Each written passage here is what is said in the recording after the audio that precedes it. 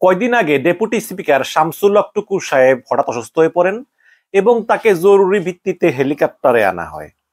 তো আপনারা হয়তো বলতে পারেন যে এই ভাই একজনের অসুস্থতার খবর এমন হাসি মুখে বলেন কেন, এটা কোন ধরনের বিবেক কাহিনী আছে একটু বলতেছি আর কি। টুইস্ট আছে, এটা পরে বলতেছি। পাবনার বেড়ায় একটা অনুষ্ঠানে হঠাৎ অসুস্থ হয়ে পড়া জাতীয় সংসদের ডেপুটি স্পিকার এবং পাবনা এক আসনের সংসদ সদস্য মুক্তিযোদ্ধা আবার অ্যাডভোকেট শামসুল হক টুকুকে জরুরি চিকিৎসার জন্য হেলিকপ্টারে ঢাকার সিএমএইচে আনা হয়েছে। শুক্রবার বিমান বাহিনীর একটি হেলিকপ্টারে তাকে ঢাকায় আনা হয়। জানা গেছে দুপুর 12টার দিকে তিনি হঠাৎ অসুস্থ বোধ করেন এবং এক পর্যায়ে অচেতন হয়ে পড়েন। তাৎক্ষণিকভাবে তাকে বেড়া উপজেলা স্বাস্থ্য কমপ্লেক্সে নিয়ে স্বাস্থ্য পরীক্ষার পর চিকিৎসার জন্য 3টার দিকে হেলিকপ্টারে করে রাজধানীতে আনা হয়। এখন বৃদ্ধ মানুষ অসুস্থ হইতেই পারে, কিন্তু এই শামসুল হক টুকুর অসুস্থ হওয়ার পিছনে কিন্তু একটা বিশেষ রিজন আছে। সেটা কি, সেটাই এখন আমি প্রকাশ করতেছি।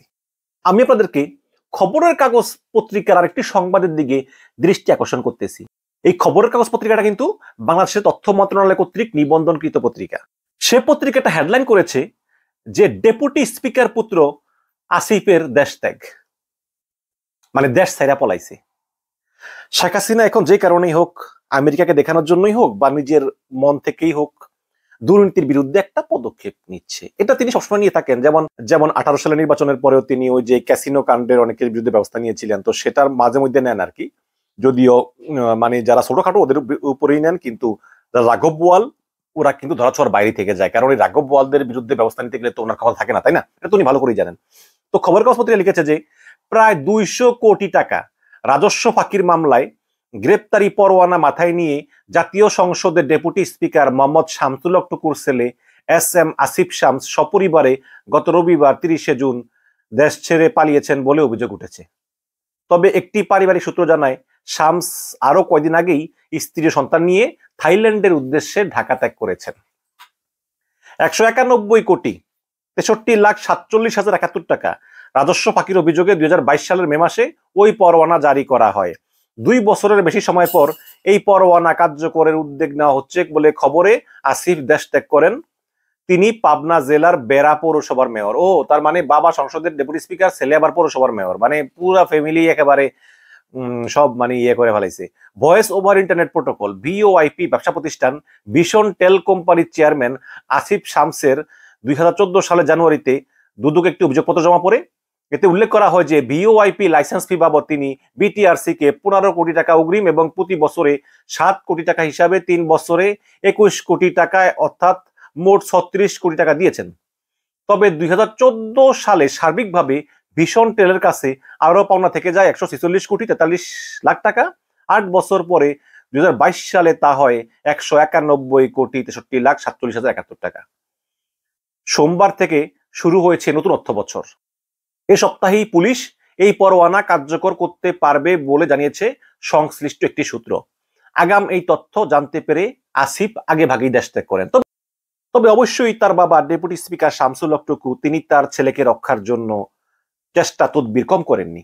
কিন্তু যখন তিনি বুঝেছেন যে আসলে তিনি তার ছেলেকে রক্ষা করতে পারবেন না, কারণ তার ছেলে সরকারের প্রায় 200 কোটি টাকার মতো মাইরা খাইছে, তখন তিনি অসুস্থ হয়ে পড়েন এবং তার ছেলেকে দেশ থেকে পালিয়ে যাওয়ার পরামর্শ দেন। অবশ্য এই যে দেশ থেকে পালিয়ে গিয়েছে এটা কিন্তু সরকারের যোগসাজশেই পালিয়েছে, তাই না?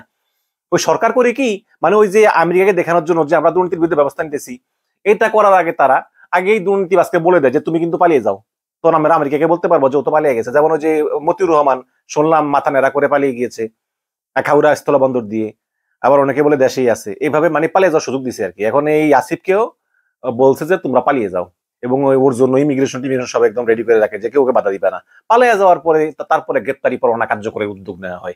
এই হচ্ছে সরকারের দুর্নীতির বিরুদ্ধে জিরো টলারেন্স।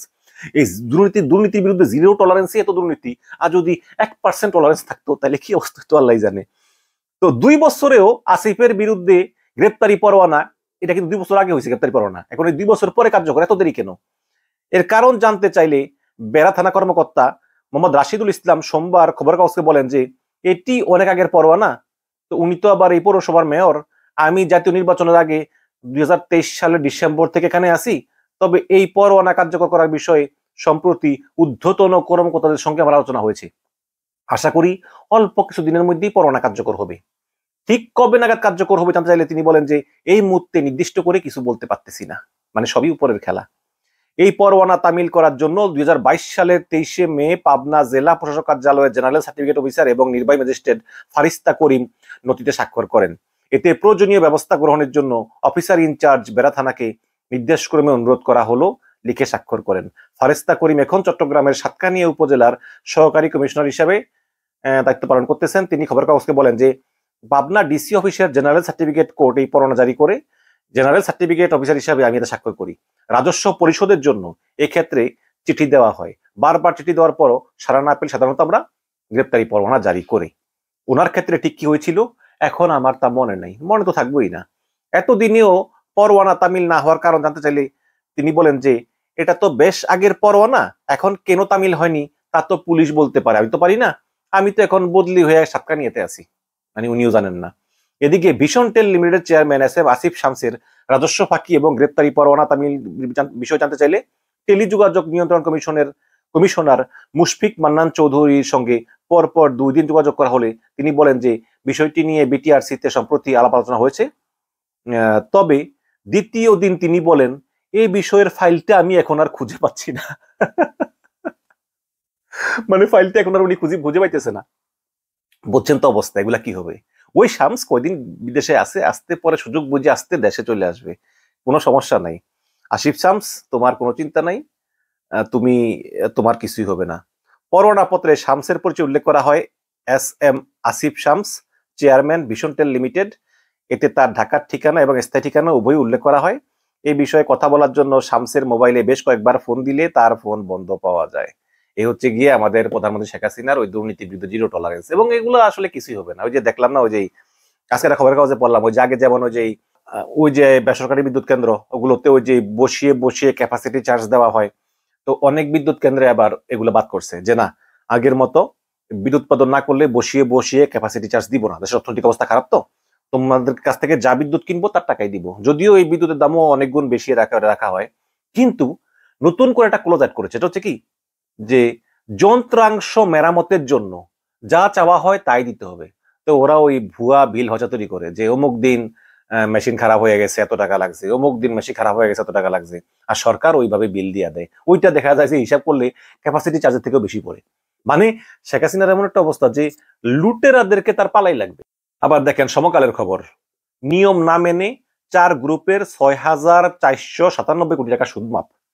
মানে যেই সব কোম্পানিগুলো ঋণ নিতে নিতে দেশটাকে একদম ফকির বানিয়ে ফেলাইছে, ব্যাংকগুলোকে ধ্বংস করে ফেলেছে, ওদের আবার ঋণের সুদগুলি মকুব করে, তাও আবার নিয়ম না মেনে। এখানে দেখেন অনেক গ্রুপেরই অনেক সুদ মাফ করেছে। তার ভিতরে এস আলম গ্রুপকে মাফ করেছে 2,283 কোটি টাকা, নাসা গ্রুপকে মাফ করেছে 261 কোটি টাকা, আর 3 বছরে মোট সুদ মকুব করেছে 8,800 কোটি টাকা।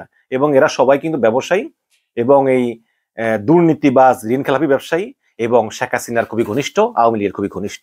তো এভাবে কিন্তু এই বড় বড় রাঘব বোয়ালদেরকে, সালামের মতো, সালমান এফ রহমানের মতো, এদেরকে ক্রমাগত আসলে চুরি করার সুযোগ শেখ হাসিনার দিতেই হবে। কারণ শেখ হাসিনার যেই স্বৈরতন্ত্র, এটার সঙ্গে চোরতন্ত্রের একটা কঠিন সম্পর্ক আছে। এই চোরতন্ত্রকে লালন পালন না করলে, চোরতন্ত্রের পৃষ্ঠপোষকতা না করলে শেখ হাসিনার এই স্বৈরতন্ত্র টিকবে না। সুতরাং ওই ছোট ছোট 2-1টাকে কিছু শিক্ষা টিক্ষা দিয়ে একটু দেখা, কিন্তু আসলে লুটতরা চলতেই থাকবে।